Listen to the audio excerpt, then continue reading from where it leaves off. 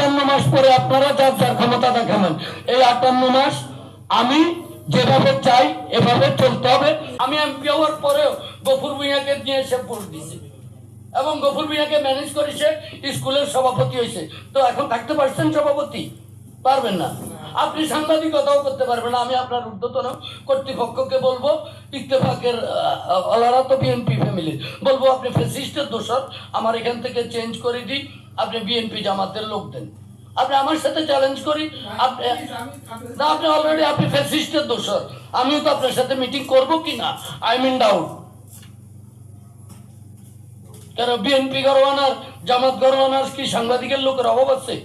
আপনার এটা নিষিদ্ধ সংগঠনের লোকের সাথে আমি কেন মিটিং করবো? নঈম নিজাম আমার চাচা না? আমরা চাচাবাতিদের সম্পর্ক তো ছিন্ন করছি। হ্যাঁ, ফ্যাসিস্টের সাথে কিসের? আমি কি গত 17 বছর চাচার কোন করোনা নিয়ে বিএনপি করছে নাকি? তাহলে আমি কেন আজকে ফ্যাসিস্টের সাথে ইয়ে করবো? আপনি করছেন, এখন অদ্ভুতপূর্ণ আচরণ করেন। আমি খোলা মনে আপনাকে ওয়েলকাম জানানোর পরে কেন হ্যাঁ সরি বললে কেউ ছোট হয়, স্বীকার করলে কেউ ছোট হয়। আর আপনি তো বললেন আপনার কোনো বৈধতা নেই। আপনি তো বলছেন আপনার এই সংগঠনের কোনো বৈধতা নেই।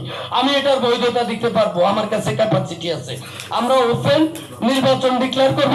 কি কি ক্রাইটেরিয়া থাকলে একটা সাংবাদিক সদস্য হতে পারে, সে আগে সদস্য হবে, তাদের প্রত্যক্ষ ভোটের মাধ্যমে প্রেস ক্লাবের কমিটি হবে। আমি এই পথে আগাচ্ছি। আই রেডিওর কর্পোরেশন কে কে এটাতে এগ্রি করেন? একটা সংগঠন থাকবে, প্রত্যক্ষ ভোটারদের ভোটের মাধ্যমে তাদের নেতা নির্বাচিত হবে। এবং আপনারা আমি থার্ড পার্টি দিয়ে একটা প্রস্তুতি কমিটি করে দিব, সে ভোটার লিস্ট তৈরি করবে।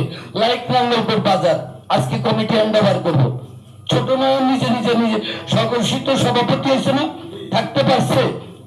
58 মাস পরে আপনারা যার যার ক্ষমতা দেখাবেন। এই 58 মাস আমি যেভাবে চাই এভাবে চলতে হবে, এভাবে আমাকে সহযোগিতা করতে হবে।